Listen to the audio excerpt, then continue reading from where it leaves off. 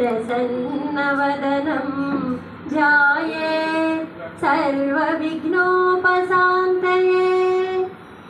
सदाशिवसमारम्भां शङ्कराचार्यमध्यमाम् अस्मदाचार्यपर्यन्तं वन्दे गुरुपरम्परां। नमस्ते शारदा देवी काश्मीरपुरवासिनी, त्वामहं प्रार्थये नित्यं विद्यादानं च देहि मे। आम्नायो हृदयायते स्मृतिचयो मेधा सुधा भूयते। षट्शास्त्रं नयनायते स्वसनता पौराणिकं सौरभं। काव्यौघस्तिलकायते कविबुधस्तोमस्तु दिवायते। यस्याः गात्ररुचिस्तु गानपणितुं स्तां नौमि वाग्देवताम्। वन्दे श्री नयनोत्पलस्य शशिनं शेषाचलाधीश्वरं। ब्रह्माद्यर्चित पादपद्मयुगलं लोकैकनेत्रोत्सवं। वासिष्ठैः सनकादिभिर्मुनिगणैः संसेव्यमानं सदा। भक्तानाम् अखिलार्थदायकनमहं श्रीवेङ्कटेश्वरं गुरुं। कैलासे निलये लयं लयलयं लायं लयं तन्लयं। स्मारस्मेरहरं हरं हरहरं हारं हरं श्रीहरं। गौरीवाणिवहं वहवहं वाहं वहं दुर्वहं। वन्दे शङ्करकिङ्करं हरिमुदाकारं करं श्रीकरम्। ఆకనిపెట్టి అంకెలు నేర్పించి విద్యకు తొలి మెట్టు పెట్టెనెవడు. చక్రభ్రమణము చే శకట ప్రయాణము సాధించి పెట్టిన శాస్త్రియవడు. అడవులు పడగొట్టి పంటలు పండించి ప్రథితుడైన మొదటి రైతు ఎవడు. అగ్ని రగిలించి అన్నము నుడికించు పద్ధతి నేర్పిన ప్రాజ్ఞుడెవడు. ఎందరెందరో కృషి చేత ఎదిగి ఎదిగి విశ్వవిజ్ఞాన యాత్రకు విజయమబ్బే. త్యాగజీవ పరతంత్రులయ్యు వాసికెక్కిన వారికి వందనములు. పైన చెప్పిన శ్లోకాలు పద్యాలు కలగలిపి ఉన్నవి మనం ఎవరు రాసారో చెప్పుకునే కంటే చివర రాసిన పద్యం ఈ సభలో చిన్నపిల్లలు అమ్మాయిలు రావడం చాలా ఆనందంగా. ఎదితుడైన మొదటి రైతు ఎవడు. అగ్ని రగిలించి అన్నము నుడికించు పద్ధతి నేర్పిన ప్రాజ్ఞుడెవడు. ఎందరెందరో కృషి చేత ఎదిగి ఎదిగి విశ్వవిజ్ఞాన యాత్రకు విజయమబ్బే. యాగజీవ పరతంత్రులయ్యు వాసికెక్కిన వారికి వందనములు. పైన చెప్పిన శ్లోకాలు పద్యాలు కలగలిపి ఉన్నవి మనం ఎవరు రాసారో చెప్పుకునే కంటే చివర రాసిన పద్యం ఈ సభలో చిన్నపిల్లలు అమ్మాయిలు రావడం చాలా ఆనందంగా ఉంది. తెలుగు చదువుకున్న వాళ్ళు అందరూ వచ్చారు కాబట్టి ఈ చివర రాసిన పద్యం ఎవరు రాశారో నా సభ అయ్యేలాగా చెప్తారని ఆశిస్తూ, ఒకవేళ ఎవరు చెప్పకపోతే ఆఖరి నేను చెప్పేస్తాను, కాకపోతే గుర్తుపెట్టుకుని అడగాలంటే. సరే, నాకు ఈ అవకాశం ఇచ్చినటువంటి పెద్దలకి అందరికీ మరొకసారి నమస్కారాలు తెలియజేసుకుంటూ, అలాగే స్కూల్ హెడ్ మాస్టర్స్, అలాగే నా మిత్రులు పెద్ద వాళ్ళు అందరూ అలా ఉండగా నేను ఇక్కడ కూర్చుని ఇలా చెప్పడం ఇదే మొదటిసారి. నాకు అవకాశం ఇచ్చినటువంటి ఈ సభా నిర్వాహకులకి, భగవంతుడికి, నాకు ఇలాంటి అవకాశాలు ఇస్తూ నన్ను ప్రోత్సహించి తోడున్నటువంటి మా కుటుంబ సభ్యులకి అందరికీ కూడా శిరస్సు వంచి పాదాభివందనం చేసుకుంటూ, నాకు ఈరోజు ఇచ్చిన అంశం లలిత గీతాలలో భక్తి. అసలు భక్తి అంటే మనం ముందు చూద్దాం. లలిత గీతాల కంటే ముందు లలిత గీతాల్లో భక్తి అన్నప్పుడు భక్తి అంటే ఏంటో చూస్తే మనం జీవితకాలంలో సాధించవలసినటువంటి వాటిని పురుషార్థాలు అంటాం. ఆ పురుషార్థాలు ఏమిటంటే ధర్మార్థ కామ మోక్షాలు. ధర్మం అంటే వేద ప్రకారం మనం వేద ప్రకారం ఏ కార్యక్రమాలు ఏ పనులు చేయాలో అవన్నీ చేసుకుంటూ వెళ్ళిపోతే అది ధర్మం. వేద విహితమైనటువంటి కర్మల్ని వదిలిపెట్టేస్తూ వేద ప్రకారం పనులన్నీ మనం చేసుకుంటూ వెళ్ళిపోతూ కర్తవ్యాన్ని నిర్వహించు వెళ్ళడమే అది ధర్మం. అలా చేసుకుంటూ వెళ్ళిపోతే అది పురుషార్థాల్లో మొదటిది. రెండోది అర్థం. మనం వేద ప్రకారం ఏదైతే పద్ధతి ప్రకారం చేయాలో ఆ ప్రకారంగా ధర్మం తప్పకుండా ఏదైతే సంపాదిస్తామో అది అర్థం అనిపించుకుంటుంది. ఆ అర్థం ఎలా సంపాదించాలి అంటే వేద విహితమైనటువంటి పనుల వల్ల చేయాలి తప్ప వేరే మార్గాల్లో వెళ్తే అది చతుర్విధ పురుషార్థాల్లోకి రాదు, వేరే దాంట్లోకి వెళ్తుంది. అలా చేయాలి. తర్వాత మూడోది కామం. ఈ కామం అనేది మనకి కోరికలన్నీ నెరవేర్చుకోవడమే కామం. ఈ కామం తప్పు కాదు. ఎందుకంటే భగవద్గీతలో శ్రీకృష్ణుడే ఏమన్నాడంటే ధర్మా విరుద్ధో భూతానాం కామోస్మి భరతర్షభ. ధర్మ ప్రకారం ధర్మ విరుద్ధం కాని కామాన్ని కూడా నేనే ఓ అర్జున అన్నాడంటే ధర్మ ప్రకారం మనం కామాన్ని పొందడంలో తప్పు లేదు. అంచేత ఈ విధంగా ధర్మాన్ని దృష్టిలో ఉంచుకుని అర్థం సంపాదించాలి, కామాన్ని పొందాలి. ఈ మూడింటిని మనం చేయడం ద్వారా చివరిదైనటువంటి మోక్షాన్ని పొందుతాం. ఈ మోక్షం అంటే ఏంటంటే జన్మ రాహిత్యం, జనన మరణాల నుంచి మనకి విడువబడేది, మనకి ముక్తిని ప్రసాదించేది మోక్షం అనిపించుకుంటుంది. అయితే ఆత్మలాభాత్ నా పరం విద్యతే కించిత్ అని ఆపస్తంభుడు సూక్తాల్లో చెప్పి ఉన్నారు. అంటే మోక్షం ఆత్మజ్ఞానం వల్ల కలుగుతుంది. ఈ ఆత్మజ్ఞానం ఎలా కలుగుతుంది అని పరిశీలిస్తే అది 3 మార్గాలు ఉన్నాయి ఆత్మజ్ఞానం పొందడానికి. అవి కర్మ మార్గం, జ్ఞాన మార్గం, భక్తి మార్గం. ఇవి పరస్పర విరుద్ధాలు కావు. కర్మ మార్గం అంటే మనం చేసే పనులు భగవంతుడికి ఏవైతే ఉన్నాయో యజ్ఞాలు, యాగాలు, అలా భగవంతునికి చేసే సేవలు కొన్ని ఏవైతే మనం చేస్తామో చేసే పనులు కర్మ మార్గంలోకి వెళ్తాయి మోక్షం పొందడానికి. దాని తర్వాత కర్మ మార్గం తర్వాత వచ్చింది జ్ఞాన మార్గం. జ్ఞాన మార్గం అంటే మనం ఏ పని చేసినా అదంతా బ్రహ్మ పదార్థమే అని, బ్రహ్మకి సంబంధించింది అని, మనకి సంబంధించింది కాదు అని అలా నిరంతరం గుర్తు చేసుకుంటూ చేయాలి. ఇది కర్మ మార్గంలో చేసినా లేదంటే జ్ఞాన మార్గంలో చేసినా చిన్న అంశంలో మనం త్రికరణ శుద్ధిగా చేయడానికి అక్కడక్కడ ఆటంకాలు ఏర్పడతాయి. ఎందుకంటే కర్మ అంటే యజ్ఞయాగాలు చేయాలంటే మన దగ్గర శక్తి ఉన్నా ధనం ఉండాలి. 2 ఉన్నా మనం శరీరం ఇక్కడున్నా మనసు ఇక్కడున్నా మనం ఎటో ఆలోచనలు వెళ్ళిపోవచ్చు, లేకపోతే పరిస్థితులు అనుకూలించకపోవచ్చు. అవన్నీ ఉన్నా కూడా అలాగే జ్ఞాన మార్గంలో పొందుదామంటే బ్రహ్మ పదార్థాన్ని అలా చూసుకుంటూ అలా వెళ్ళాలన్నా కూడా ఒక్కొక్క సమయంలో మన జ్ఞానానికి అందని అంశం అక్కడ ఏదో ఉంటే దాన్ని ఛేదించుకుంటూ ఉంటే మన ఈ చిన్న జీవితకాలం పరిసమాప్తం అయిపోతుంది తప్ప మనం మోక్షాన్ని పొందలేము. మనకున్న సమయంలో అతి తక్కువ సమయంలో మనం పొందేది ఏదైతే ఉందంటే అది చివరిదైనటువంటి భక్తి మార్గం. ఈ భక్తి మార్గం ద్వారా ఎంతో మంది మోక్షాన్ని పొందారు. మన కళ్ళ ముందరే ఎన్నో కథలు విన్నాం, మనం ఎన్నో చెప్పుకున్నాం. దీని ద్వారా మోక్షం పొందిన వాళ్ళలో మీరాబాయి, గోదాదేవి ఒక స్త్రీ అయినా విష్ణుమూర్తి భక్తులు ఏ విష్ణాలయాల్లోకి వెళ్ళినా ఆళ్వారిలో ఒకరిగా కొనియాడబడుతూ ఇప్పటికీ ఉంది. ఆవిడ ఏ మార్గాన్ని అవలంబించారు? భక్తి మార్గం. ఆయన చెప్పారు ఇందాక, నేను చెప్పవలసిన అంశం నేను ప్రిపేర్ అయిన అవసరంలో సహం అక్కడ ముందు వచ్చేసింది కాబట్టి నేను మార్గాన్ని మళ్లించుకుంటూ ఏదో ఒక రకంగా రావడానికి ఆయన చెప్పిన దాంట్లోకి వచ్చాను. ఇప్పుడు మనకి నగర సంకీర్తనలో ఇందాక ఆయన చెప్పారే అలాంటి వాటిల్లో ఆవిడ ధనుర్మాసంలో ఉదయమే లేచి చెలికత్తందరినీ లేపి అలా వెళ్తూ ఉంటే అది వచ్చింది. జ్ఞాన మార్గంలో ముక్తిని పొందింది. మీరాబాయి ఆవిడ ఏ పని చేసినా త్రికరణ శుద్ధిగా చేస్తూ అన్ని పనుల్లోనూ భగవంతుడే ఉండడం వల్ల మనం సినిమాలో కూడా చూసాం. ఆవిడే పప్పు రూపిందో, ఆవిడే తిరగలతో విసిరిందో మనకి తెలియదు. కృష్ణుడే అవన్నీ చేశాడు అంటే కృష్ణుడు వచ్చి చేశాడని కాదు, ఆవిడ మనసు నిండా అది ఉంటే ఆ పని సునాయాసం అయిపోయిందని అక్కడ అర్థం చేసుకోవాలి మనం. అలాగే కళ్ళ ముందే రామదాసు, అన్నమయ్య, త్యాగయ్య వీళ్ళందరూ కూడా ముక్తిని పొందారు. ఆ జ్ఞాన మార్గంలో ముక్తిని పొందాలంటే ఎప్పటికప్పుడు మార్గాలు మారుతూ వస్తే ఇవన్నీ కీర్తనలు ఉన్నాయి. కీర్తనలు అంటే త్యాగరాజ కీర్తనలు. త్యాగరాజ కీర్తనలు అంటే రాగం, తాళం, సంగతులు ఇవన్నీ వేసుకుంటూ కీర్తనలు చేయాలంటే ఎంతో సంగీత జ్ఞానం ఉండాలి. మనుషులకి ఇలా కాకుండా ఇంకా భక్తి మార్గంలో ఏమైనా చేయాలంటే స్మరించడం తప్ప వేరే మార్గం లేదన్నారు. హరే రామ రామ రామ హరే హరే మనందరికీ వచ్చింది. కొంచెం సేపు చెప్పేసరికి ఎక్కడో మనసు కొత్త దాని గురించి ఆశిస్తుంది.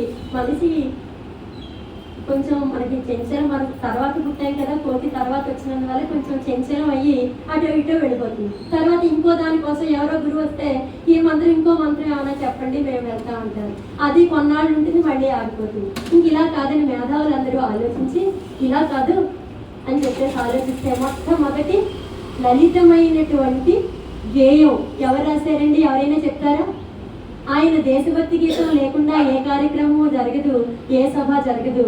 అది ఎవరో చెప్పకపోతే చెప్పాను ఇందాక ఒకటి అడిగాను, ఇది రెండోది. నేను అయ్యేలాగా ఒక 5 6 అడుగుతాను, నన్ను ఆఖరిని అడిగితే వాటికి సమాధానాలు ఉంటాయి, లేకపోతే నేనే చెప్పేస్తాను దిగిందాక. అలా మొట్టమొదట లలిత గీతాలకి ఒక దేశభక్తి గీతంతో మొదలుపెట్టి ఆయన ఇది మార్గం అని చెప్పారు. అంతకు ముందు ప్రజలందరూ జానపద గీతాల్లా పాడుకున్న వాటి నుంచి ఆ జానపద గీతం నుంచి గేయం పుట్టింది. ఎలా పుట్టిందంటే గీతము అంటే గేయము అంటే పాడుకుందుకు వీలుగా ఉండేది. అలాగే మనకి సంగీతంలో కూడా సరళీ స్వరాలు, జంట స్వరాలు, తర్వాత ఏమొస్తాయి అలంకారాలు, దాని తర్వాత గీతాలు వస్తాయి. ఆ గీతాల్లో సంగతులు కానీ పల్లవులు కానీ చరణాలు కానీ ఏమీ ఉండవు. ఒక 7-8 వరుసలు, 10 వరుసలు, లేకపోతే 12 వరుసలు అలా ఒకేసారి పాడుకుందుకు వీలుగా ఉండేవి సంగీతంలో గీతాలని పెట్టారు. ఆ గీతాల నుంచి ఈ గీతాలు వచ్చాయి. ఏంటవి? లలిత గీతాలన్నా, లలిత సంగీతం అన్నా, భక్తి సంగీతం అన్నా, ఇంకా దేనికి సంబంధించినవైనా అలా వచ్చాయన్నమాట. అయితే గీతము అంటే గానయోగ్యమైనది గీతము, లలితము అంటే లలితతే ఈష్యతే ఇది లలిత గీత. లలితంగా మృదువైన పదాలతో, తేలికైన పదాలతో కోరబడినది. మనం ఏదైతే పొందాలనుకుంటున్నామో ఆ గీతంలో అది కోరబడుతుంది. మనం ఏది కోరాలనుకుంటున్నాం? ఈ సభలో మోక్షాన్ని పొందాలనుకుంటున్నాం. అందుకని ఇక్కడ చెప్పుకున్నటువంటి లలిత గీతాల్లో మనసు పెట్టి త్రికరణ శుద్ధిగా ఎవరు గీతాన్ని మనస్ఫూర్తిగా ఆలపించినా, ఇందులో కొన్నైనా మనకి రాకపోతే ఇప్పుడు చాలా సాధనాలు ఉన్నాయి. నా గొంతు బాగాలేదండి, నేను భక్తి మార్గంలో నేను భగవంతుడిని పొందలేను అనుకోవట్లే. మరి ప్రతి ఒక్కళ్ళ చేతిలోనూ సెల్ ఫోన్ ఉంది. ఆ ఫోన్ ద్వారా మనం వినొచ్చు, దాని ద్వారా పాడుకోవచ్చు. అలా పాడుకుంటూ గీతం రాసి పాడుకుంటూ ఉన్న వాళ్ళు ఉన్నారు, వాగ్గేయకారులు అంటారు వాళ్ళని. అందులో మొట్టమొదటి వాళ్ళగా ఎవరిని చెప్పాలండి? వాగ్గేయకారులు త్యాగయ్య, తర్వాత అన్నమాచార్యులు. అన్నమాచార్యుల కీర్తనకి మన దురదృష్టం కొద్దీ ఆయన రాశారు, పాడుకున్నారు, ఆ కాలంలో అయిపోయాయి. ఆయన రాగిరేకుల మీద భద్రపరుచుకున్నారు. చాలా కాలం పాటు జానపద గీతాల మీద ఉన్న చిన్న చూపుతో ఎవరో ఆ పాటలు పాడుకోలేదు, అలా ఉండిపోయాయి. ఆ తర్వాత ఆ రాగిరేకుల్ని వేటూరి వారు అవన్నీ మళ్ళీ తీసి బయటికి తీసి ఆ రాగిరేకుల నుంచి తిరుపతి దేవస్థానం వాళ్ళ సహాయంతో ప్రతిదానికి రాగానికి వచ్చి పాటలు కూరుస్తున్నారు. అందుకే అన్నమాచారి కీర్తనలకి రకరకాల రాగాల్లో పాడుతున్నారు. ఇప్పుడు ఈ జానపద గీతం నుంచి, సంగీతం నుంచి తీసుకున్న గీతం ఆధారంగా ఈ రాయప్రోలు వారు ఎలా కొంతమంది కలిసి గీతాల్ని ఏర్పరిచారు. అది ఒక పెద్ద, ఇప్పుడు కొత్తగా ఒక మార్గం రావాలి అంటే పరిశోధకులు ఎంత చేస్తారో అంత మేధోమథనం జరిగిన తర్వాత లలిత గీతాలు పుట్టుకొచ్చాయి. ఈ పుట్టుకొచ్చిన లలిత గీతాలకి ఏం చేయాలి? స్వతంత్రం రాలేదు అప్పటికి మనకి. అప్పుడు దేశభక్తి మీద ముందు రావాలనుకున్నారు. కొన్నాళ్ళ పాటు ముస్లిం మహమ్మదీయులు మన దేశం మీద దండయాత్ర చేసినప్పుడు కొన్ని గుళ్ళు, ఆలయాలు ఇవన్నీ కూడా ధ్వంసం అయిపోయాయి. ఉదాహరణకి శ్రీరంగం, తర్వాత అటు పక్కన శ్రీకూర్మం, ఇలాంటివి కొన్ని అవి ఇంకా కట్టడానికి నోచుకోకుండా అయిపోయాయి. అప్పుడు కొంతమంది ఏమేమి రాశారో ఏంటో నా సభలో తర్వాత చెప్తాను, సమయానుకూలంగా మొదటి పల్లవైనా చెప్తాను. అలా వచ్చిన గీతాలకి మొట్టమొదటి దేశభక్తి గీతాలు, తర్వాత భావకవిత్వం ఊపందుకున్న రోజుల్లో భావకవిత్వం నుంచి మళ్ళీ భక్తి గీతాల్లోకి మరలి అలా భావగీతాలు ఎన్ని పాడారు? కొన్ని పాడారు. వాళ్ళే మళ్ళీ భక్తి గీతాలు రాశారు. అసలు ఆ భావగీతాలను వదిలేసి ఈ భక్తి గీతాల మీదే ముక్తిని పొందిన వాళ్ళు ఎందరో ఉన్నారు. అలా లలిత గీతాలు పుట్టుకొచ్చాయి. ఈ విధంగా పుట్టుకొచ్చిన లలిత గీతాలు లలితంగా సుందరంగా ఉన్న వాటిని చాలా మంది భగవంతుని కీర్తించడం ద్వారా ఈ భక్తి మార్గంలో ఈ గీతాన్ని ఆసరాగా చేసుకుని మనందరం ముక్తిని పొందడం, మోక్షాన్ని పొందడం అనేది మన సభ యొక్క పరమ ప్రయోజనం. శిశుర్వేత్తి పశుర్వేత్తి వేత్తి గానరసం పడిది అన్నది. అలాగే సరస్వతీదేవి ఆపాత మధురము సంగీతము, అదంతా మధురంగా ఉండే సంగీతంలోంచి తీసుకుని, సాహిత్యం అయితే ఆలోచన అది ఉండాలి, కానీ సాహిత్యం రాసిన వాళ్ళ ఆలోచనతో చేసినా మనం పాడుకునేటప్పుడు మనసు దాని మీద పెట్టుకుని మనం ఏ పని చేసుకుంటున్నా ఆ పాటని మనం ధ్యాస పెట్టి వెళ్తే ముక్తిని పొందుతామని నిస్సంశయంగా చెప్పచ్చు. అలాగే మొట్టమొదట ఒక ఆయన ఇక్కడే మనకి ఈ చుట్టుపక్కల మన తూర్పుగోదావరి జిల్లాలోనే లెక్చరర్గా పనిచేస్తూ ఉంటే వాళ్ళు ఇవన్నీ భక్తి గీతాలు, లలిత గీతాలు రేడియోలో వచ్చి ముందు రేడియోలు ప్రాముఖ్యత కల్పించాయి. అప్పుడు ఆకాశవాణి ఒక్కటే ఉండేది. ఆకాశవాణిలో లలిత గీతాలు వచ్చాయి. మా చిన్నప్పుడు అయితే పొద్దున్న లేవగానే రేడియో పెట్టేసేవారు. మొట్టమొదట భక్తి రంజని, ఆ భక్తి గీతాలు ఏవో కొన్ని వచ్చేవి. తర్వాత వార్తలు, తర్వాత ఇంగ్లీష్ వార్తలు, హిందీ వార్తలు, సంస్కృతం వార్తలు, ఆ తర్వాత మళ్ళీ లలిత గీతం నేర్పడం. ఈ పాట నేర్చుకుందామా, లేకపోతే ఈ మాసపు పాట, ఇలా వచ్చేవి. చిన్నప్పుడు ఇలా మళ్ళీ వెనక్కి తిప్పుకోవడం, ముందుకు తీసుకోవడం, సెల్లులు, టేప్ రికార్డర్లు లేక ఒక కాగితం, ఓ పెన్సిల్ పెట్టుకోవడం, ఆ పెన్సిల్తో రాసుకోవడం. ఎక్కడైనా తప్పు వస్తే చెరిపేసుకుని మళ్ళీ ఆ మాసపు పాట నెలంతా వస్తుందని రాసుకునేవాడు. ఆ మేడం గారు నాతో చేశారు. ఆవిడ నేను అదే పని. దాని తర్వాత ఏమిటండి, దాని తర్వాత అదేమిటండి ఏమిటండి అని చేత అలా ఆయన లెక్చరర్గా పనిచేస్తున్నప్పుడు పిల్లలందరూ అడిగారు, వీధి వీధిని వినాయకుడి గుళ్ళు కట్టేస్తున్నారు, వినాయక చవితి వచ్చేస్తుంది, పెద్ద పెద్ద విగ్రహాలు పెట్టేశారు మేస్టారు అన్నట్టు. ఏం చేయరా నేను అన్నట్టు.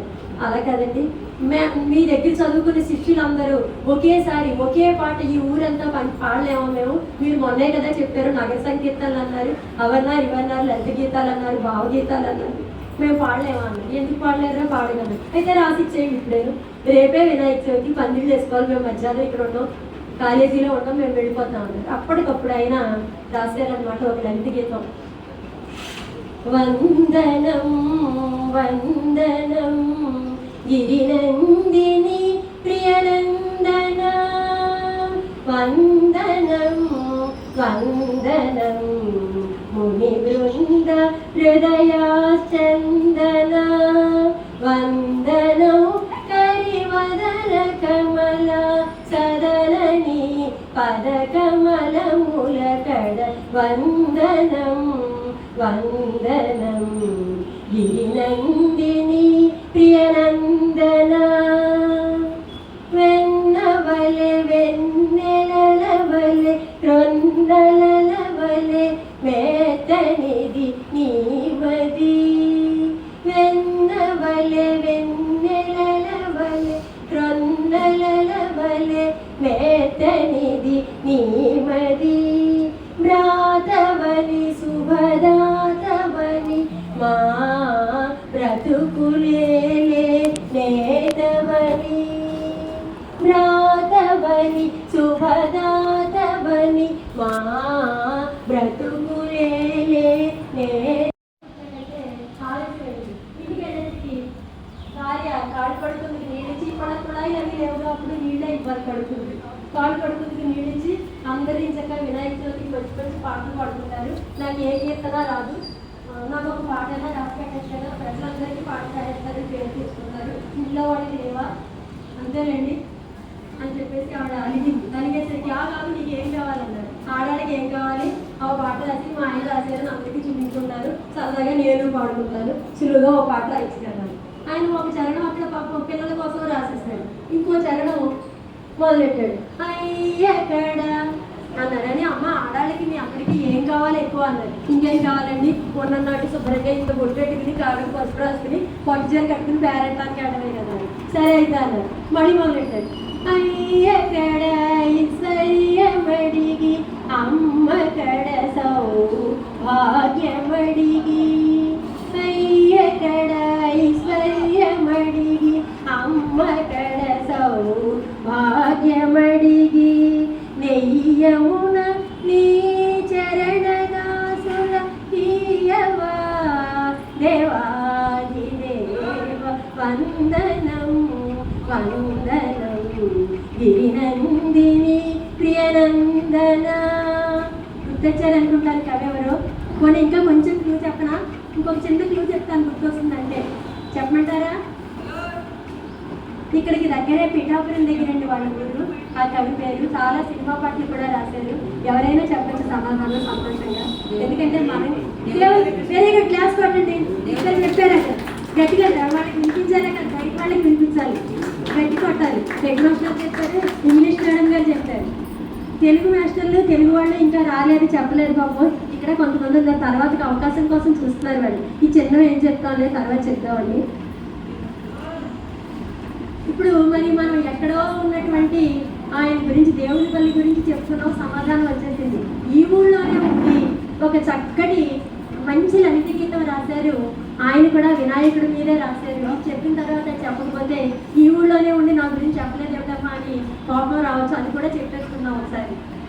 అమ్మ చేతి పసుపుకొని ఆగమాల సారమమ్మ, అమ్మ చేతి పసుపు బొమ్మ ఆగమాల సారమమ్మ, అయ్య ఒడిని కూరుచున్న అపురూపపు బాలుడమ్మ, అమ్మ చేతి పసుపు బొమ్మ ఆగమాల సారమమ్మ, భుజగాల నడిపించే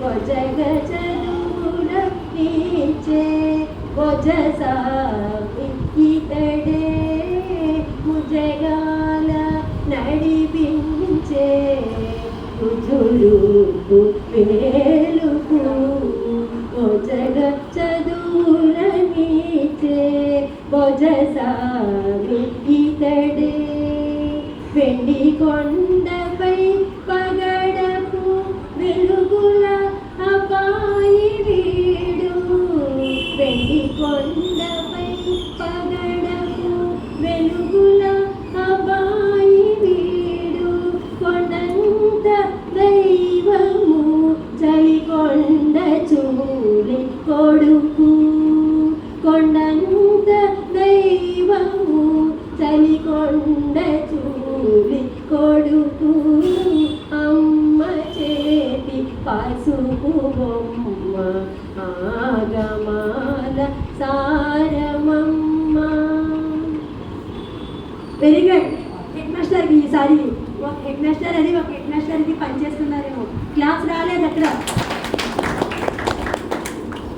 ఆయన శివపదం అని ఈ మధ్యన ఒక రూపకంలాగా రాశారు. అవన్నీ నృత్యానికి అనువుగా ఉండేటటువంటి భక్తి గీతాలు, లలిత భక్తి గీతాలు.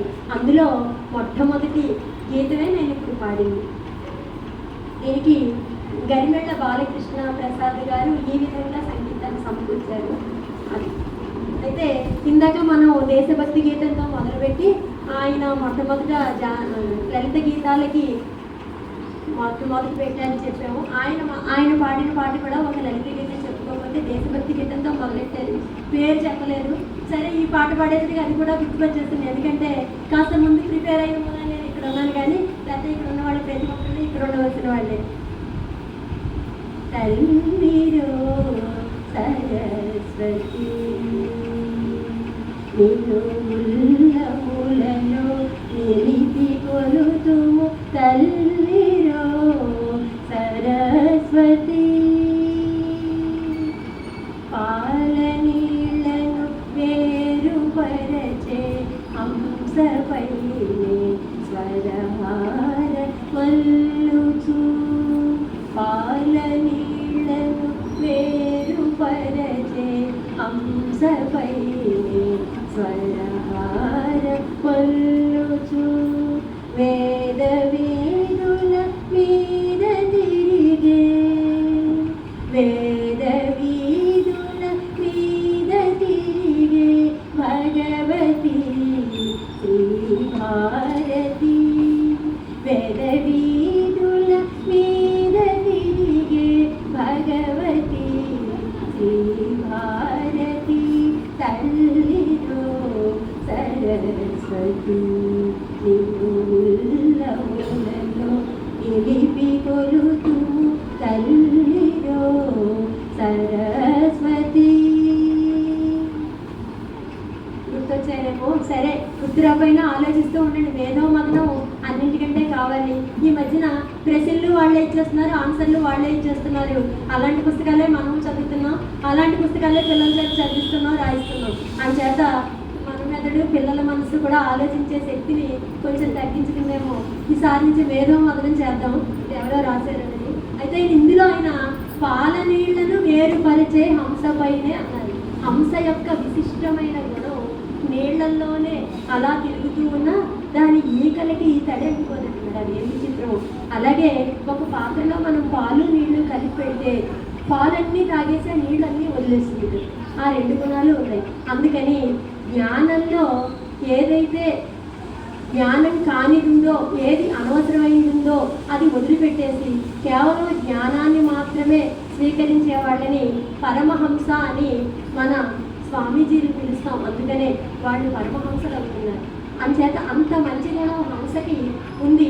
మన దేవుళ్ళని చూస్తే ప్రతి దేవుడికి విడివిడిగా వాహనాలు ఉన్నాయి. భార్యాభర్తలకి విడివిడిగా, ఇద్దరికీ కలిపి ఒక్క వాహనం ఉన్నవాడు ఎవరైనా ఉన్నారా? ఎవరికి ఉందండి? ఇద్దరికి కలిపి ఒకటే వాహనం. ఈ హంస వాహనం ఎవరికి ఉంది? సరస్వతి. ఇదే హంస వాహనం ఎవరికి ఉంది? బ్రహ్మగారి వాహనం ఏంటి? ఇద్దరికి ఒకటే వాహనం ఉన్నది బ్రహ్మగారికి, సరస్వతి దేవి ఇద్దరికి హంస వాహనం. బ్రహ్మగారు సరస్వతి దేవి ఏంటో ఎందుకంటే వాహనం ఒకటే అయిపోయింది. అందుకని వ్యక్తిత్వ వికాసం ఎక్కడైనా జరుగుతోంది అంటే ఆ సభలలో మనకి చెప్పకుండా ఆ వ్యక్తిత్వ వికాసం కోర్సు విదేశాల్లో కూడా కంప్లీట్ అవుతుంది. అది ఈ అంశం గురించి ఉండబోదనే మన వాహనమైన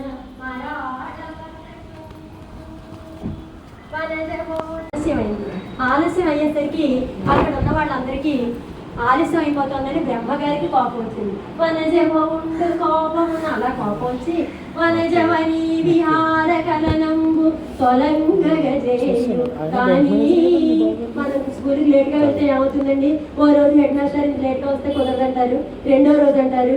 ఇప్పుడైతే ఐరిష్లు పెట్టారు కాబట్టి మొదటి రోజే నువ్వు రేపు నుంచి రావక్కర్లేదు మనం 3 మంత్లు పోసీయాలంటారు. అని చేత ఆయన ఏమన్నారు? మాకు ఐరిష్లు వచ్చేసి ఇంకా కుదరదు, నువ్వు డిస్మిస్ పెడుతూ అన్నారు. పంపించేశారు వాహనాన్ని మీకు వద్దని. అలా చేసి పద్మ సరస్సుల్లో విహారాన్ని కూడా నిలిపివేయగలరు. వెళ్ళిపోయింది ఆ పద్మ సరస్సు నుంచి, నేను ఏం అక్కర్లేదు, నాకు వెళ్ళిపోతాను. కానీ అప్పుడు ధైర్యంగా ఒక మాట అంది. ఏముంది? కుంభనమున దుగ్ధ జీవన విభాగ విధాన నిరూఢ నైపుణీ జనిత మహాయసో విభవసారము. నాకు ఒక నేర్పుంది. ఏంటంటే పాలు నీళ్లు కలిపి పెడితే నేను ఏరేయగలను, అది నువ్వు ఏ వాహనాన్ని పెట్టుకునేగా చేయలేవుగా. అలాగే మీ ఇద్దరికి నేనే వాహనాన్ని మిమ్మల్ని ఇద్దరినీ భరిస్తున్నాను. సంగీత సభలు, సాహిత్యం సభలు, వేద సభలు, ఇంకా ఎన్నైనా ఉన్నాయి, అన్నీ భరిస్తున్నాను. ఇంకో వాహనం ఉంటుంది, నీ ఇష్టం. ఈ ప్రతిభ అయితే ఇంకోళ్ళకు ఎక్కడిదాకా వెళ్ళా వచ్చాయి, వెనక్కి వచ్చాయి, ఇంకెవరు వద్దు, నువ్వే నా వాహనాన్ని, ఇంకెవరు వద్దు, ఇంక డిస్మిస్ లేదు, ఏమీ లేదు, నువ్వు ఎంత లేట్గా వచ్చినా పర్వాలేదు. అలా అన్నాను. లేట్గా అవుతూ అక్కడ పండితులు అందరూ ఎదురు చూస్తున్నారంటే మళ్ళీ ఇచ్చారు. ఎందుకని? మనకున్న వృత్తితో పాటు ప్రవృత్తిగా ఏదో ఒక కళని అభ్యసించాలి. అప్పుడు మనకి పోలై ఉంటే ఉంది, లేకపోతే లేదు, మనకు ఉన్నది ఉంది కదా, దాన్ని ఎవరు వేరు చేయలేదు కదా మన నుంచి అన్నటువంటి ఆత్మస్థైర్యం ఉంటుంది మనకి. దాంతో మనం ఏదైనా గెలవచ్చు. ఇప్పుడు విద్యార్థుల్లో లేనిది అప్పుడు విద్యార్థుల్లో ఉన్నది ఆ ఆత్మస్థైర్యం. అంటే లేనిది అంటే అందరినీ ఉద్దేశించి చెప్పడం లేదు. మార్కులు తక్కువ వస్తే స్థైర్యాన్ని కోల్పోవడం, ఇంట్లో ఏదైనా చిన్న మాట గట్టిగా మామూలు స్వరం కంటే కొంచెం స్వరం పెంచి అంటే కోపగించేసుకుని ఎక్కడికో వెళ్ళిపోవడం, వాడి గురించి ఫోన్లు లేకపోతే పేపర్ నిండా ప్రకటనలు, ఇవన్నీ ఎందుకు వస్తున్నాయి? ఇగో ఇలాగ ఏదో ఒక నైపుణ్యం. ఇది వరకు మనకి లలిత కళలు ఉండేవి. లలిత కళలు ఎన్ని అంటే 5 అని మనకి తెలుసు. కానీ 5లో ఏదో ఒక దాంట్లో పిల్లల్ని సృజనాత్మక శక్తి పెంచేలా తయారు చేసేవారు. ఆ విద్యా విధానం అలా ఉండేది. ఇప్పుడు ఇంకా కనీసం డ్రిల్ ఆడుకుందుకు కూడా పిల్లలు గేమ్స్ ఆడుకుందుకు కూడా లేని మూలాన్ని ఇలాంటివన్నీ లేకుండా పోయాయి. అందుకని మనమందరం కూడా ఈ పద్యం ద్వారా మనం ఒక సభ జరిగింది అంటే, మనకి కెమిస్ట్రీ లెక్చరర్ గారు ఫోన్ చేసి మరీ చెప్పారు నాకు, అమ్మ ఒక సభ జరిగింది అంటే సమాజానికి సందేశం ఇవ్వకపోతే నేను ఊరుకోలేను. అందుకని నాకు భయం, మా నాన్నగారితో సమానమైన. అందుకని మనం ఏం చేద్దామంటే ఇక్కడి నుంచి పిల్లలకి ఉపయోగపడేలాగా ఆఖరి పీరియడ్లో మనం ఏం చెప్పినా చెప్పకపోయినా వ్యక్తిత్వ వికాసానికి సరిపడా ఒక శతక పద్యమో, కొన్ని శతక పద్యం మనకి రాదు, ఒక నీతి కథో, లేకపోతే కథ చెప్పి ముగింపు లేకుండా వాళ్ళని నేర్చుకోవడమో అలా ఏదో ఒకటి చేస్తే పిల్లలకి. అది స్కూల్లో పనిచేయట్లేదండి, మేము పెద్దవాళ్ళు అయిపోయి మాకేం పని లేదంటే మన మనోళ్ళు లేదా చుట్టుపక్కల చిన్నపిల్లలు ఉంటారు, వాళ్ళకి ఎగేసి ఏదో ఒక కథో ఒక పద్యమో చెప్తే సమాజానికి అంతకంటే సేవ మరొకటి లేదు. అలాగే మనకున్న నైపుణ్యాన్ని దూరం చేయలేమనుకుంటూనే ఒక తాపీ మేస్త్రి తాపీ పని చేసుకుంటూ ఉన్నాడట. తాపీ పని చేసుకుంటూ ఉండే తాపీ మేస్త్రికి హఠాత్తుగా ఆయన ఏదో ఎంతసేపు ఏంటి ఇందాక అన్నాను కదా, హరే రామ రామ రామ ఇలా ఏదో దేవుడు అంటే చాలా ఇష్టం. అందులో ముఖ్యంగా విష్ణుమూర్తి అవతారాలన్నా విష్ణుమూర్తి అన్న ఎనలేని ఇష్టం, చాలా గౌరవం, ప్రేమ, ఇష్టం, భక్తి. కానీ అతను ఏం చదువుకోలేదు, ఒక జాతి పనే చేస్తున్నాడు.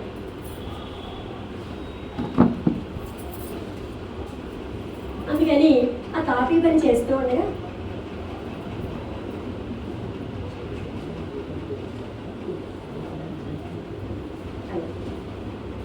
అయితే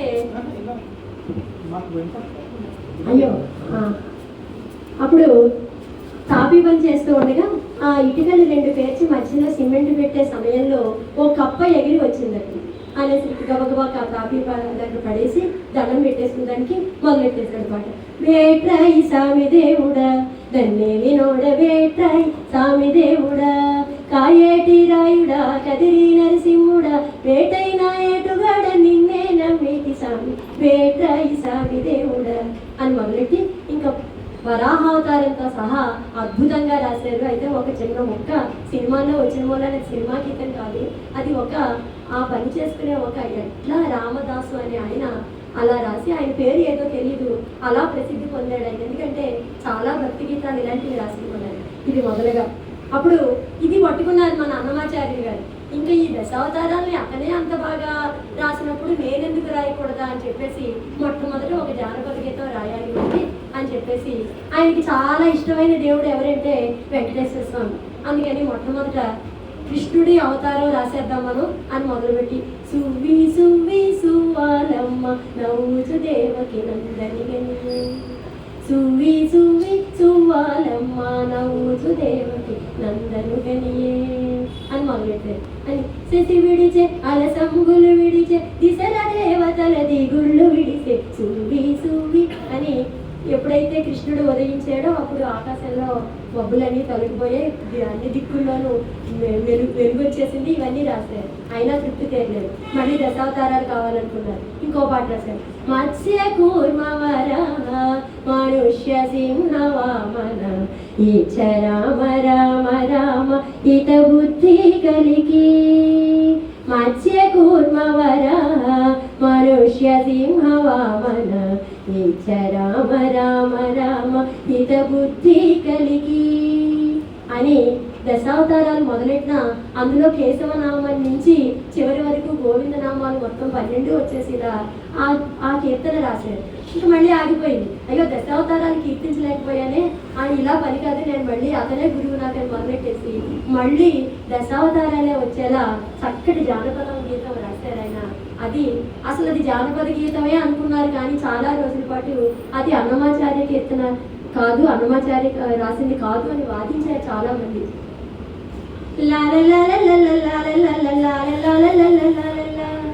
సిరితనవ్వుల వాడు సిన్నేక వీడు వెరపెరగడి చూడ వేసిందేక సిరితనవ్వుల వాడు సిన్నేక వీడు వెరపెరగడి చూడ వేసిందేక పలుసు మేని వాడు బోరవిపు వాడు సొలుసు మోర వాడు సిన్నేక పలుసు మేని వాడు బోరవిపు వాడు సొలుసు మోర వాడు సిన్నేక పలుసుల వంకల కోరలతో భూమి వెలిసినాడు చూడవేసిందేక పలుసుల వంకల కోరలతో భూమి వెలిసినాడు చూడవేసిందేక సిద్ధనపుల వాడు సిందేక వీడు వెరపెరగడు చూడవేసిందేక అని మొత్తం అన్ని అవతారాల్ని ఈ గీతం ద్వారా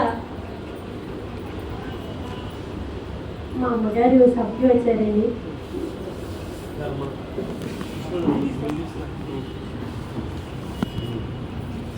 ఇంకా ఇది పాడిన తర్వాత ఆకాశవాణి ద్వారా ప్రాచుర్యం పొందాయి అన్నారు కదా, కృష్ణుడి మీద ఈయన ఇంత పాట రాశారు కదా, మనం కూడా రాయాలనేసి పాల వెళ్ళి నా పిల్లల గ్రోవి నీలగగనమే నా మోవి పాల వెళ్ళి నా పిల్లల గ్రోవి నీలగగనమే నామోవి ప్రేమామృతమే మురళీరవళి విశ్వశాంతియే పద సరళి పాలవెల్లి నా పిల్లల గ్రోవి నీలగగనమే నామోవి జగన్నాటకం నాకు వేడుక, క్షణమాత్రమైన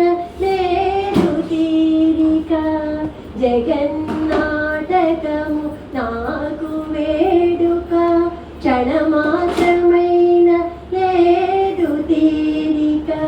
భక్త శోధనము నాకు వాడుక, భక్త శోధనము నాకు వాడుక. భక్తి రూపమే ప్రణయ రాధిక, పాలవెల్లి నా పిల్లల ద్రోవి, నీలగగనమే నా మోవి అని భగవద్గీత అంతా మొత్తం అన్ని చరణాల్లోనూ వచ్చే విధమైన లలిత గీతం రేడియోలో దాని తర్వాత ప్రసారమైంది. అలా ఆ తర్వాత తారా జువ్వల తన స్వరం ఎక్కడో బిడియంగా ఉంటారు సభల్లో, కానీ వచ్చారంటే ఆయన స్వరం తారా జువ్వే అంతలా ఉంటుంది. అలా ఊపిరితో తెనిగించి మంచి సూపులతో మాట్లాడి ఊపిరితో తెనిగించే కవిగా తెలుగులో పేరు పొందినటువంటి కవి. ఆయన కవి బ్రహ్మగా 2 పాత్రల్ని సృష్టించాడు. ఒకటి ఎంకి, 2 నాయుడు బావ. ఆయన కూడా చక్కటి భక్తి గీతాలు ఎన్నో రాశారు. అందరూ అనుకుంటారు ప్రణయ గీతాలని లేకపోతే భావగీతాలని అనుకుంటారు, కానీ ఆయన జీవాత్మ పరమాత్మ సమ్మేళనంతో చక్కటి భక్తి గీతాలని కూడా ఎన్నో రాశారు. ఆయన కుటుంబ నేపథ్యంతో భార్యాభర్తలు భక్తితో ఎలా మసులుతూ భక్తిని పొందొచ్చో మోక్షాన్ని పొందొచ్చో ఆయన ఎంకి నాయుడు బావ పాత్రల ద్వారా నిరూపించి రాశారు. ఆయన వాళ్ళిద్దరూ కలిసి పడవెక్కి భద్రాచలం వెళ్ళి సీతారాముల దర్శనం ఎలా చేసుకున్నారో రాస్తున్నారు. ఆడనే సుఖాన్ని ఈడనే గడయేసి పడవెక్కి భద్రాద్రి పోదామా, భద్రాద్రి రాముణ్ణి చూద్దామా. ఆడనే సుఖాన్ని ఆడనే సుఖాన్ని ఈడనే గడయేసి పడవెక్కి భద్రాద్రి పోదామా, భద్రాద్రి రాముణ్ణి చూద్దామా, భద్రాద్రి రాముణ్ణి చూద్దామా. సంబరముకెదురుగా జంటగా నిలబడి సంబరముకెదురుగా జంటగా నిలబడి సాములు ఊరికి దండ పెడదామా, చాపా చుట్టగా నేల పడదామా, సామి ఊరికి దండ పెడదామా, చాపా చుట్టగా నేల పడదామా. ఆహో ఆడనే సుక్కాని ఈడనే గడయేసి పడవెక్కి భద్రాద్రి పోదామా, భద్రాద్రి రాముణ్ణి చూద్దామా అని మొదలెట్టి భద్రాచలం అయితే వెళ్ళిపోయారు. ఇంకా అక్కడి నుంచి కలో వెంకట నాయక అని వెంకటేశ్వర స్వామిని వదిలేస్తే ఎలాగని తిరుపతి బయలుదేరారు ఇద్దరు కలిసి. బయలుదేరేటప్పుడు ఇంకా మనం కూడా అంతే, ఏదైనా ప్రయాణం అవుతుంటే బట్టలు సర్దుకోవడం మొదలెట్టినప్పటి నుంచే మనకి మొదలైపోతుంది ఆలోచన, ఇంకా అక్కడికి వెళ్ళిపోయేటట్టు అలాగని. అప్పుడు ఎంకి నాతోటి రాయే, ఎంకి నాతోటి రాయే, మన వెంకటేశుణ్ణి చూసొద్దాము, ఎంకి నాతోటి రాయే. రేతిరి పగటేళ రెప్పెయ్యకుండాను, రేతిరి పగటేళ రెప్పెయ్యకుండాను, చల్లంగా చూడమని సామి నేడుకుందాము, రెప్పెయ్యకుండగా సామిని వేడుకుందాము. ఎంకి నాతోటి రాయే, మన వెంకటేశుణ్ణి చూసొద్దాము అని పిల్లాడిలాగా చంకలో పిల్లాడు అన్నాడు వాడికి. ఆ పిల్లాడి సంబరపడిపోతాడు. ఎందుకని పిల్లలు ఏమంటారు, తీర్థానికి వెళ్దా ఉంటారు గుళ్ళల్లోకి వెళ్తారు, కానీ సామెత ఉంది భర్తతో పెళ్లికి పిల్లలతో తీర్థానికి వెళ్ళకూడదు. కానీ ఎంకి నాయుడు పోవాలి ఇద్దరు వాళ్ళ పిల్లాడిని వేసుకుని తీర్థానికి వెళ్ళిపోయారు. ఆ తీర్థంలో ఏం చేశారంటే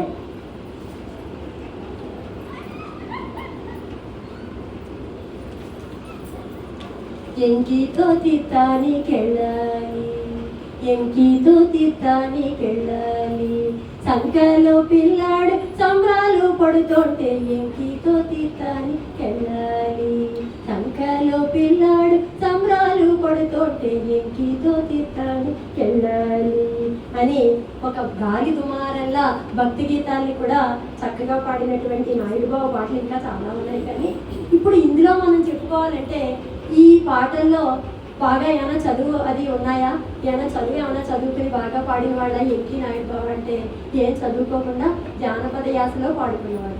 అయితే చదువు ఏమైనా కావాలా, మోక్షం పొందడానికి చదువు ఏమైనా PhD డిగ్రీ వస్తాయి కానీ నీకు మోక్షం ఎవరు అని ఏమైనా దేవుడు అంటాడా అంటే దూర్జట్టుని మళ్ళీ మనం తీసుకోవాలి. ఏ వేదంబు పఠించలోత భుజగంబే శాస్త్రముల్ చూచే తానే విద్యాభ్యసనం వనర్చకరి చెంచే మంత్రముహించే బోధావిర్భావ నిధానముల్ చదువులయ్యా కావు నీ పాద సంసేవా శక్తియ కాక జంతుతతికిన్ శ్రీకాళహస్తీశ్వర.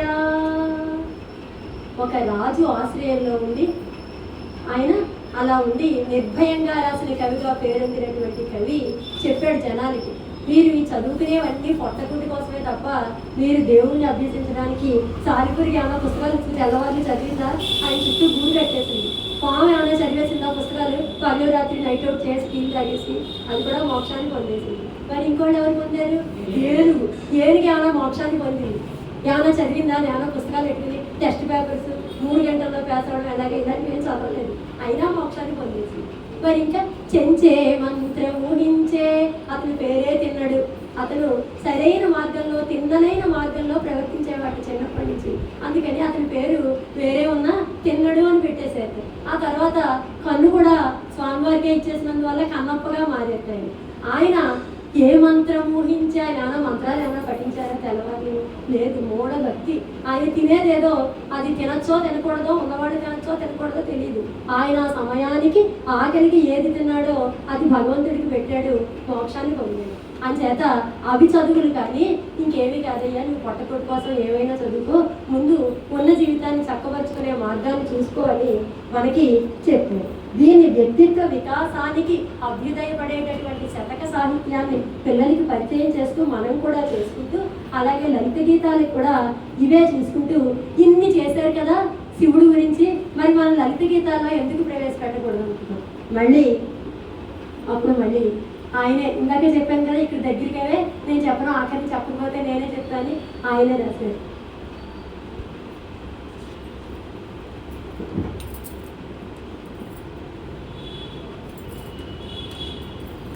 కైలాసగిరి నుంచి కాశీపై, కాశికాపురి నుండి దాసికై, దాసికై దక్షవాటికై దయచేసినావయ్య హర హర హర హర హర హర.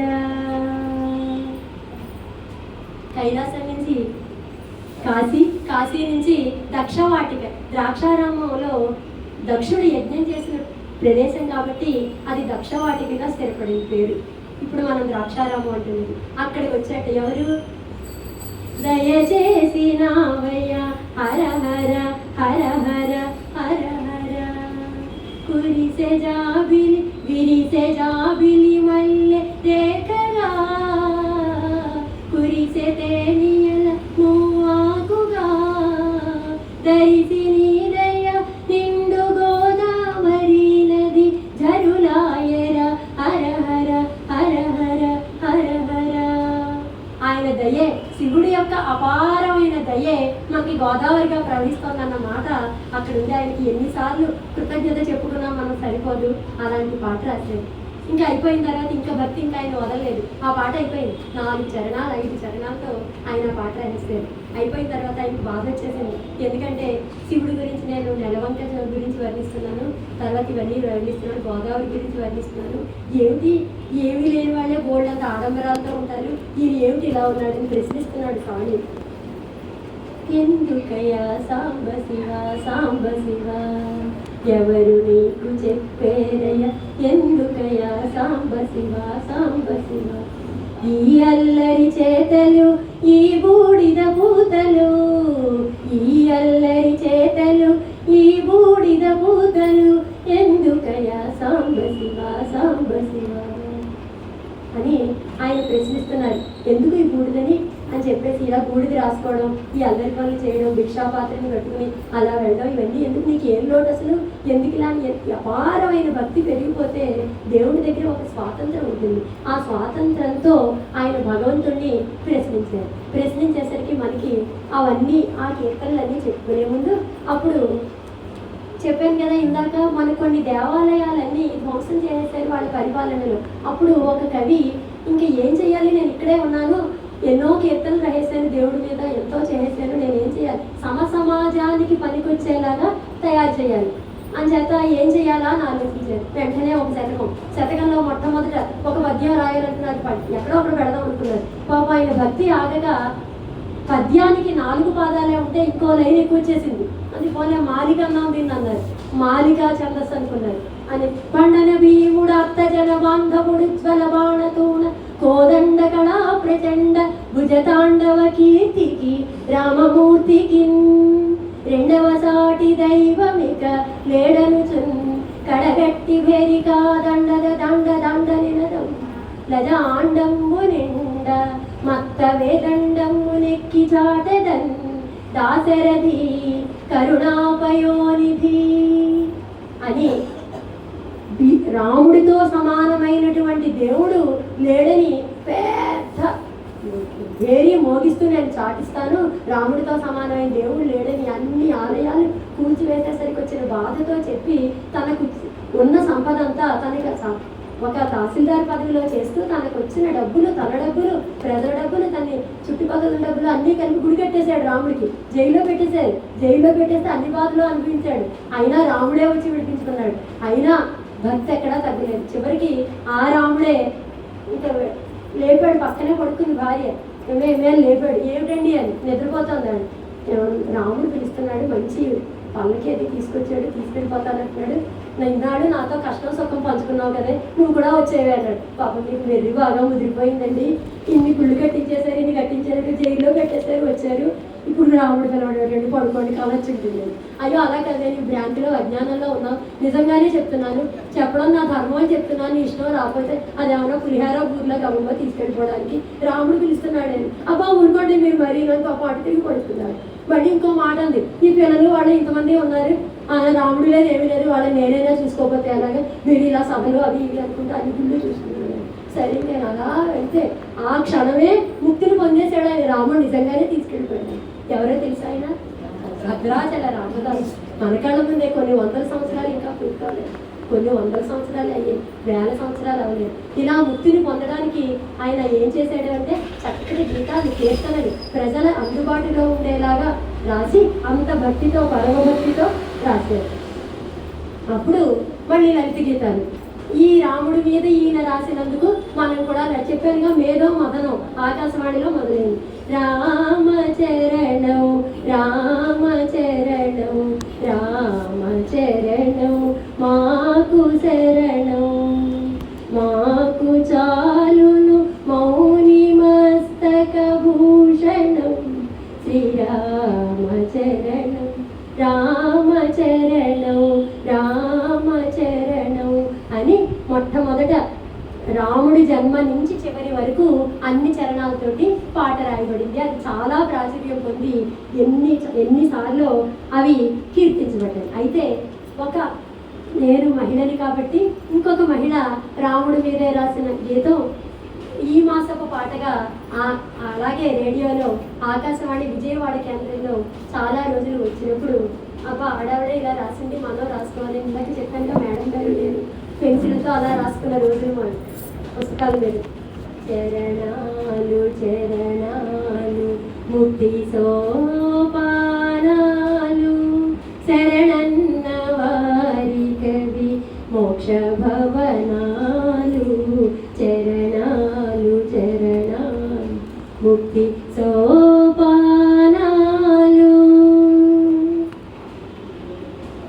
ధరణి సిరి హృదయాన తనరాలు చరణాలు గిరిజేసు వాపతులు కీర్తించు చరణాలు విరిదూకు తలవాణి విరిదూకు తలవాణి నిరసించు చరణాలు సరయూ నదీ తటిని చెరించు చరణాలు చరణాలు చరణాలు ముక్తి సోపానాలు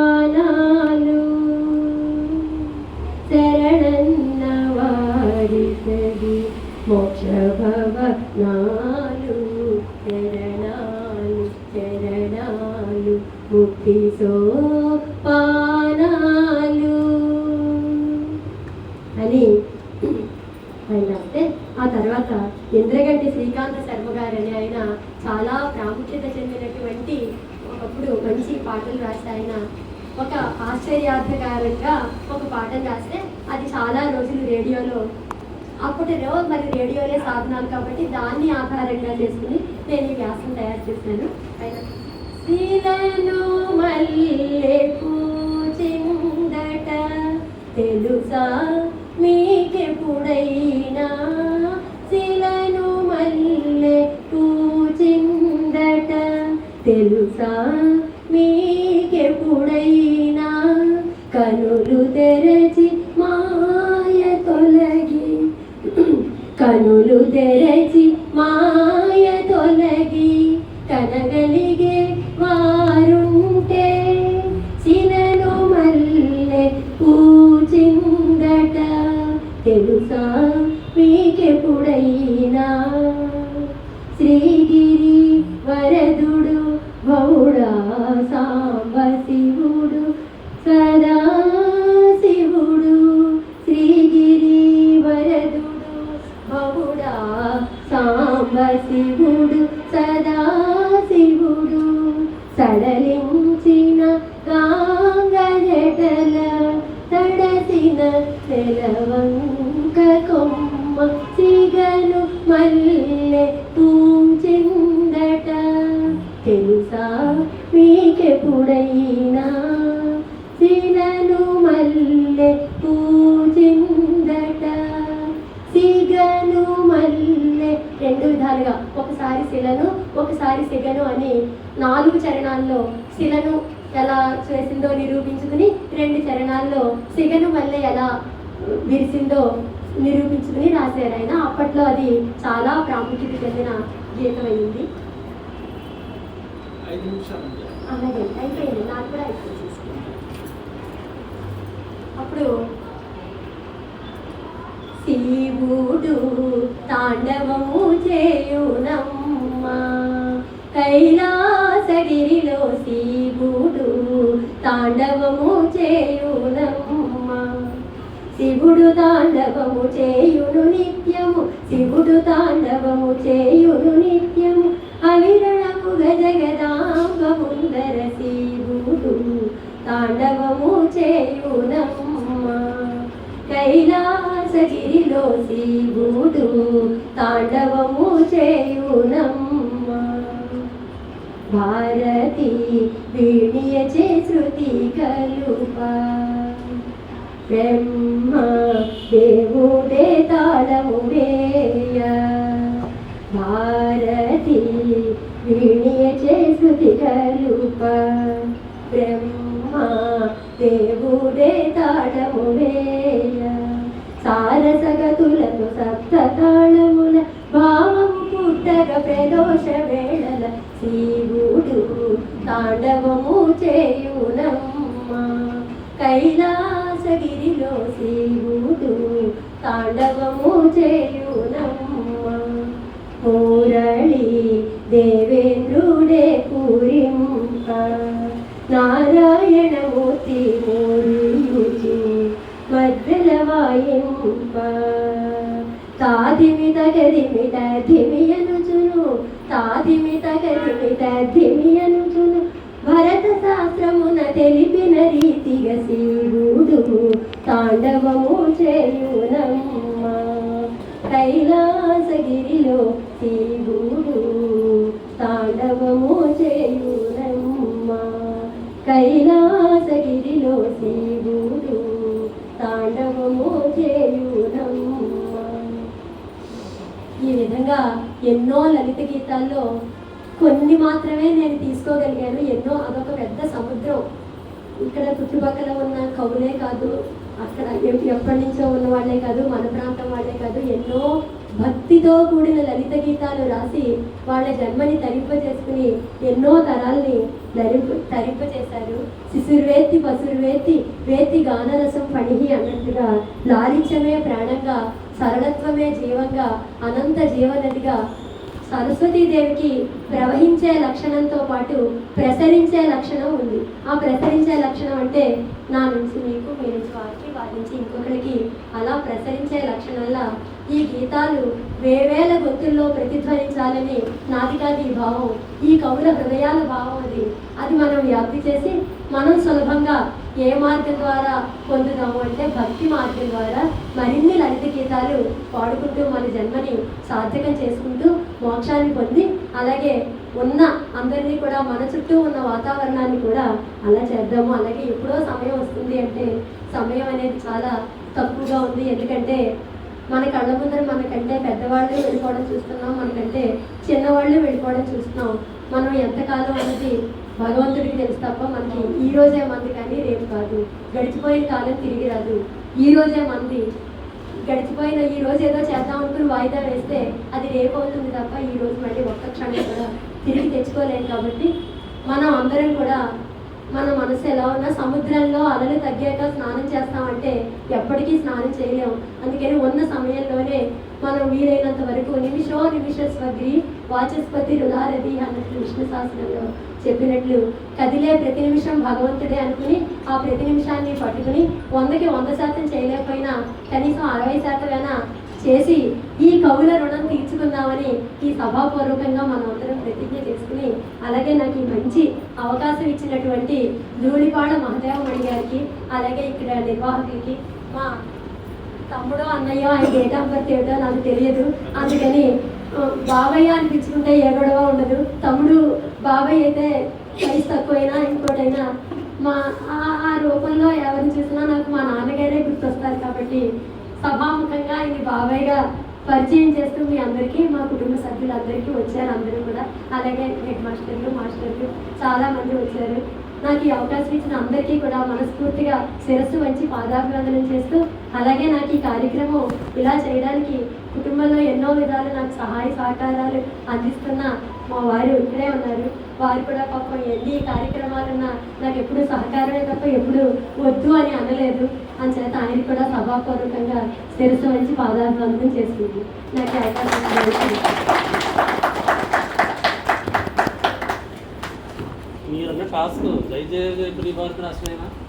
అది మరి భక్తి గీతం కాదు కదా రాశారు ఆయన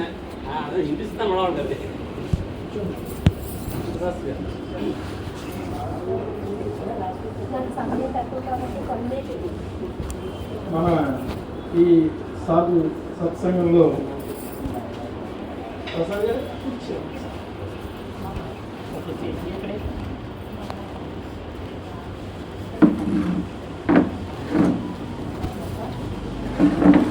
సన్యాస సంప్రదాయాన్ని పునరుద్ధరించి హైందవ మతాన్ని ఈరోజు ఇలా భక్తి వాహినిగా నడిపించినటువంటి జగద్గురు ఆది శంకరాచార్యకి నమస్కరిస్తూ ఈరోజు ప్రవచనకర్త అయినటువంటి సీతామహాలక్ష్మి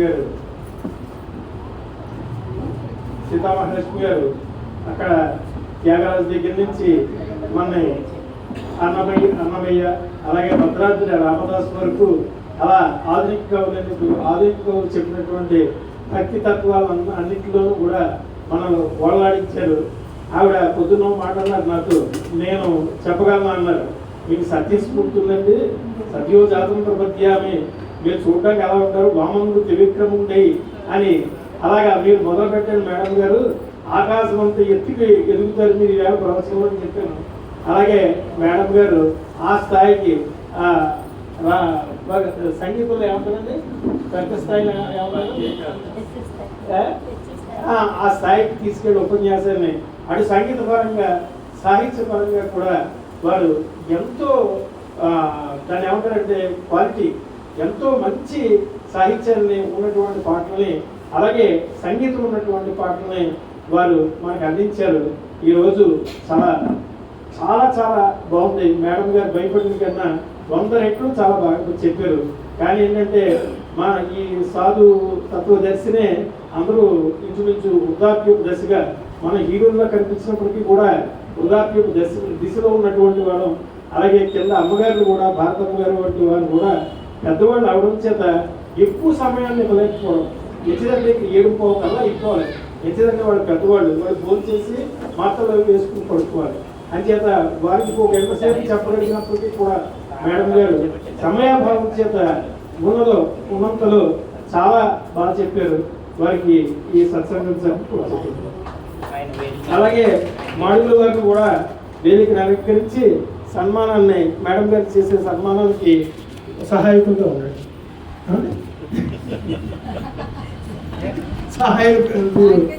వారికి సహాయకులుగా ఉండండి. వారికి సన్మానం వారికే చేయాలంటారు. వారికి సన్మానం చేసే శాలువాలు ఏం లేవు. అంటే దుశ్శాలువాలు లేవు. అది ఏంటంటే వారిద్దరికి కలిపి ఒకే శాలువా కప్పిస్తున్నాం. కూర్చోండి మేడం, కూర్చోండి.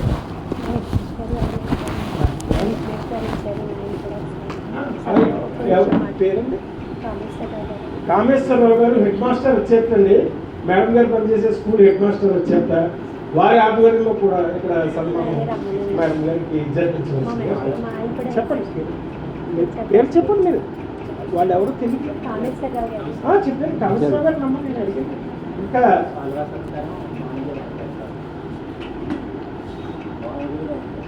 ఈవేళ ఈ శాలువాని మేడం గారికి సత్కరించేటటువంటి వారు భానుగిరి మా వెంకన్న గారు, గాడాల వెంకన్న గారు. మా గాడాల వెంకన్న గారు భానుగిరి వెంకటేశ్వరరావు గారు అంటే మళ్ళీ వెతుక్కుంటాను ఆయన ఎవరు అంటే మా వెంకన్న గారు, గాడాల వెంకన్న గారు వారిని సన్మానిస్తారు. వారు మంచి సహృదయులు, భక్తులు. వారు ఏంటంటే కాతేరు శివాలయంలోనే కనిపిస్తారు, ఇంకెక్కడ కనిపించదు నాకు. అలాగే వారి తమ్ముడు వైరావణ కాలేజ్ ప్రిన్సిపాల్ మేడం గారు తమ్ముడు. వీళ్ళందరూ కుటుంబంతో గవర్నమెంట్ ఉద్యోగులు వీళ్ళందరూ కూడా. అంచేత మా మేడం గారు సుమలత గారు విశేషించి మా అమ్మగారు వచ్చారు, శారదామ్మ గారు వచ్చారు. విశేషించి మేడం గారు వాళ్ళ అమ్మగారు వచ్చారు. వారందరూ వారి పిన్ని గారు వచ్చారు. వారు కూడా వారందరూ కుటుంబ సభ్యులందరూ మేడం గారి పక్కన నిల్చుని చక్కగా వారిని అభినందించవలసిందిగా కోరుతున్నాను.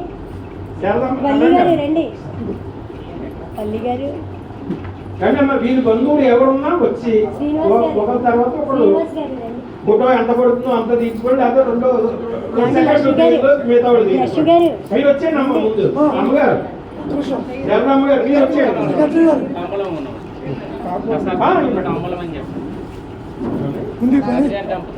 ప్రసాద్ గారు దంపతులు మన సత్సంగ నిర్వాహకులు ప్రసాద్ గారు మేడం గారు తాంబూలాన్ని సమర్పిస్తున్నారు. అలాగే మా కాండగూడ మేడం గారు కూడా పక్కన నుంచి కోరుతున్నారు. మా కాండగూడ మేడం అండి ఇంకో గొప్ప వ్యక్తి కూడా వచ్చారు. ఇక్కడ బిలాస్పూర్ లో ఐఐటి చదువుతున్నటువంటి మేడం గారు మేనగూడ కూడా వచ్చారు. ఈ అమ్మాయి ఐఐటిలో సీట్ సంపాదించింది. మేడం గారు మేనగూడలో తమ్ముడు కూతురు. ఆయన శ్రీపాద్ రామకృష్ణ గారు వైరావణం ఏపీ రెసిడెన్షియల్ స్కూల్ ప్రిన్సిపల్ గారు.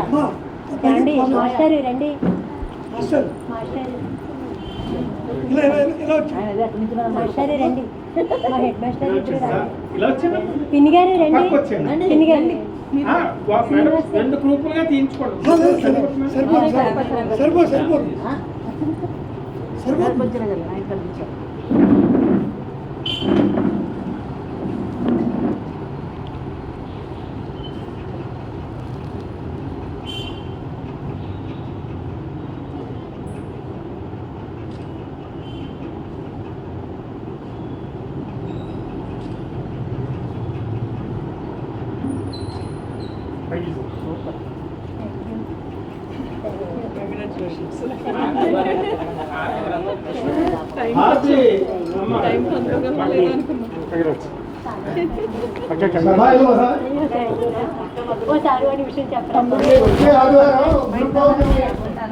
మన గురువు గారు వస్తారు.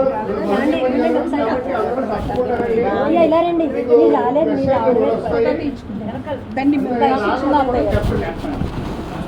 గారు వచ్చారా ఇందాక?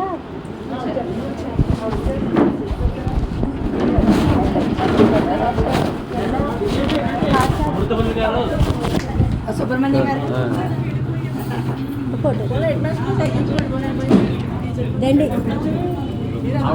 ఎవరో తెలుసా? ఆవేళ ట్రైన్లో మనం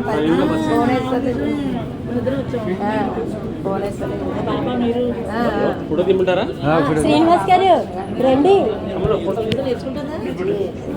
అదే మా అమ్మాయి ఇదే నేర్చుకుంటాను. వైష్ణవి ఫోన్ ఏమన్నా ఏమండి, మా అమ్మాయి వచ్చేసాను. అమ్మాయి అయ్యో, బాగున్నావా? బా, ఇలా చేస్తాను.